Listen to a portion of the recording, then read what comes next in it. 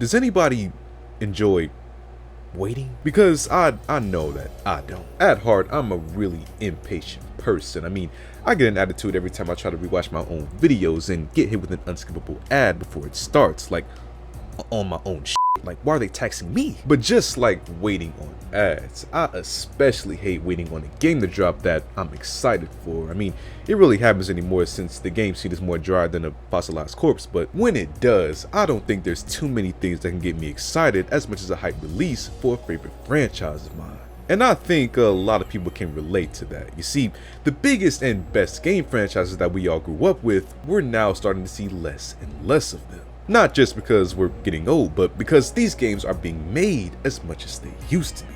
Like, think about game franchises like The Legend of Zelda. Those games were getting routine mainline releases from the 80s up until around 2017, when they had their longest 5.5-year gap between Breath of the Wild and Tears of the Kingdom. Or look at the Assassin's Creed games, those were getting released almost yearly when they started out, but we haven't got a new entry since 2020 with Valhalla, even though that game's long as shit, so I'm sure everyone that started playing it when it dropped is just not finishing up. Point is, the video games that define the genre for many people are becoming more and more rare in the scene, and many people don't understand why that is, since we're living in the most advanced time period that gaming has ever seen. I mean, we literally have games that blur the line between reality and fiction.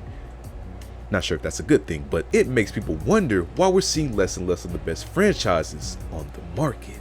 Well, it is a fair thing to want to understand, so like always, I'm gonna do anyone that's watching this a favor and break it down to you in the best way possible, and hopefully by the end of this video, you'll have a better understanding as to why the best gaming sequels are taking longer to make.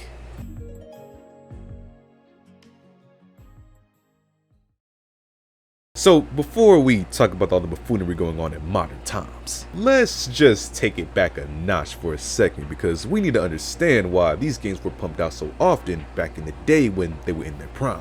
You see, the reason people like me love the late 90s and early 2000s so much is that almost everything in gaming was new. All of the games that laid the foundation for what it is now were just coming out, and developers had so many ideas to toy with that it was hard to find a game that you couldn't have fun with, or a game that worried about the PG audience. If I wanted to fight with an overly sexualized character, so be it. You had games like God of War that took a spin on the Greek god lore and turned it into something more badass, which was unheard of at the time. So naturally, these games were released often and capitalizing on their success.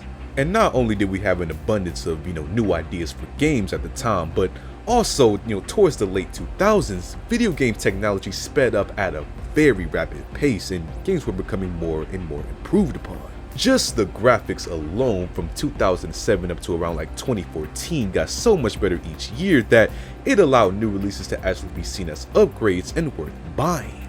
And when I say that, I'm specifically talking about sports games, because I don't know how people get scammed into buying them every year nowadays. So that was, undoubtedly the golden age of gaming, but then like the saying goes, all things must come to an end, or in this case just slow down, because somewhere towards the 2020s, gaming came to a more calmer period as titles started feeling more and more of the same thing, graphics weren't all that impressive anymore, and sequels for the biggest titles started reaching a high demand since we weren't getting them as much as we did in the glory days.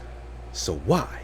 Well, first, you gotta understand it from the business perspective, since it's the only perspective that the people in charge give a fuck about. Now that games are so popular nowadays and have so much money put into them, they need to be guaranteed to make all that money back and then some whenever they invest millions of dollars into releasing an ambitious title. With games being waited on as much as like, the next God of War game or Grand Theft Auto 6, developers know that these games will attract a lot of players, so they tend to spend an unfathomably extra amount of time on creating these games to make sure that they meet the public expectation. Because, at the end of the day, that's all it's all about, the player expectation. They know that they've been keeping players waiting years for a game to drop, so when they finally do drop the game, they need it to not only do well, but also exceed player expectations so that, fans can continue to want more in the future, aka get more money. It's a cycle. And that, that just takes time, man, especially with how many ideas have already been used in gaming. Worst case scenario, you have a situation like the Saints Row 2022 remake that I'm honestly disgusted that I played for too long and can't get my refund back.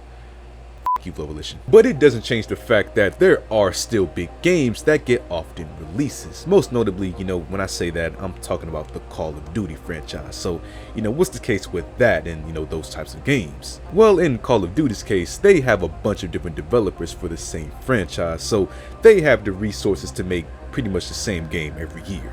And I mean, as cool as it is to see a new COD every year, it'd be a little bit of a stretch to say that the game, or anyone like it, has done anything revolutionary since like 2016. I mean, we're literally about to get a Modern Warfare 3. 2. They've also converted to the live game service model that's really popular with the games right now, so they're even able to make a good amount of money back even if a game doesn't sell the best, something that a lot of these games will also turn to, since money is such an integral part of what motivates them to make games in modern times.